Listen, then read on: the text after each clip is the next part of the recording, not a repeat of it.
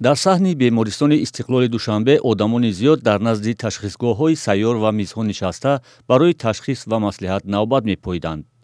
вазорати тандурустии Тоҷикистон дар рӯзи ҷаҳонии сиҳатӣ иқдоми ташхиси ройгон баргузор карда буд ва навбатпоии мардум ҳам ба ҳамин рабт дошт.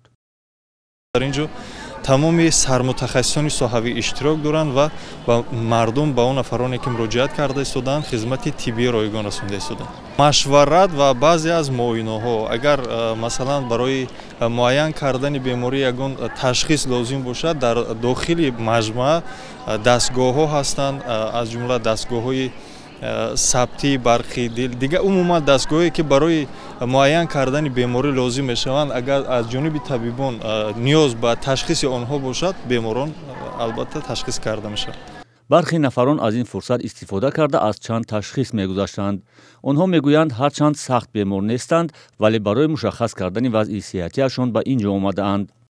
من همین روح با خطیام برادرم گشتم که همین کلینیک موبیلی را دیدم آنالیز میسپرید اومدم آنالیز ویچ هپاتیت اس هپاتیت ب روسیگا از تشخیص چشمم گذاشتم به حد خوب ماد سازووایم که هم خیلی کورو و هم خیلی جمع اومده بسیار شوم برای خلق خیلی امکانات خوب میشود. همین حاضر من تشخیصایی که گذاشتم کمش تا 250 300 سومون قریب رسخود میشد برای که وزیر من نتونستم که یگان درون مثلا در این یگان اپاراتوی چیشون کمتر پرابلم داشته نتونستم نه که همون رو اگر میگذاشتم بهترین میشد و نتونستم خیلی برای که چقدر اینو تونستن خدا را شکر یاردم کردن. ساکنان با استقبال از اقدام روزی تشخیص رایگان میگویند اگر چنین معرکه‌ها بیشتر برگزار شود کمکی خوبی به مردم خواهد شد.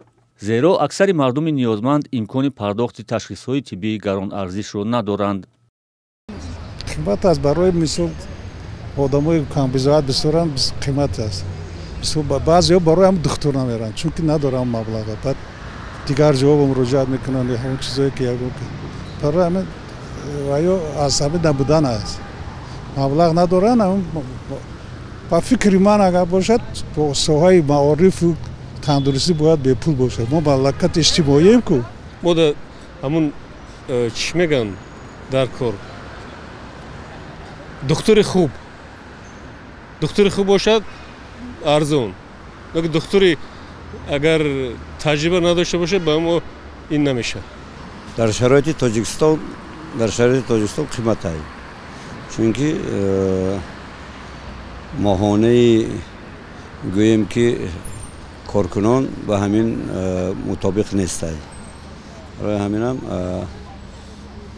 اگر شرایط تاجیکستان را گیریم ممکن هر روز به پول نباشد، همین یک مدت یک بار به پول باشد، هر روز که هیچ وقت به پول نمیشه، این دوره سویتر برگردانده نمیشه.